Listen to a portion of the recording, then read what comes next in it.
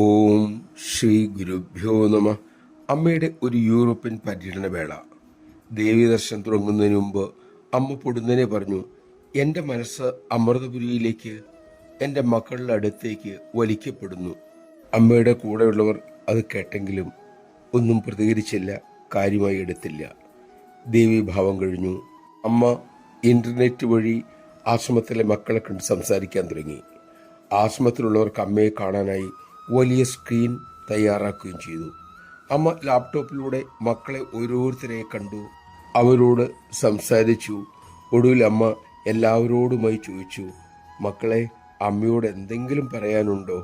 അമ്മ അമ്മ എന്ന ശബ്ദം അമൃതപുരിയിൽ നിന്നും ഉയർന്നു. ലാപ്ടോപ്പിലൂടെ മക്കളുടെ ആ ഹൃദയത്തുടിപ്പ് അമ്മ കണ്ടു, കേട്ടു.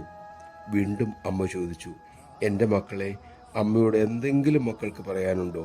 വിരഹവേദനയും ആനന്ദവും കലർന്ന ആ ശബ്ദം വീണ്ടും ഉയർന്നു, അമ്മ അമ്മ അമ്മ. മക്കളുടെ ഈ വിരഹമായിരുന്നു, പ്രേമമായിരുന്നു, അമ്മ എന്ന ഏകാന്ത ചിന്തയായിരുന്നു അമ്മയുടെ മനസ്സിനെ പിടിച്ചു വലിച്ച് വള്ളിക്കാവിലേക്ക് കൊണ്ടുപോയത്. ഇക്കാര്യം മറ്റുള്ളവർക്ക് ആ നിമിഷം ബോധ്യമായി. നമഃശിവായ. അമ്മയുടെ മനം നമ്മിലേക്ക് ഒഴുകും വിധം അമ്മയെ നിഷ്കളങ്കമായി സ്നേഹിക്കാൻ, അമ്മയ്ക്ക് വേണ്ടി കൊതിക്കാൻ നമുക്ക് കഴിയട്ടെ. ആ വരത്തിനായി നമുക്ക് പ്രാർത്ഥിക്കാം.